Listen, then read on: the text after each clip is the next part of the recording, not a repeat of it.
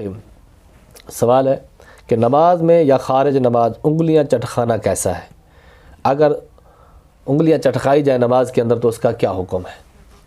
انگلیاں چٹخانا یہ مکروہ ہے، نماز کے اندر بھی ہو یا نماز کے باہر ہو، کیونکہ سستی اور کاہلی کی طرف یہ داعی ہے۔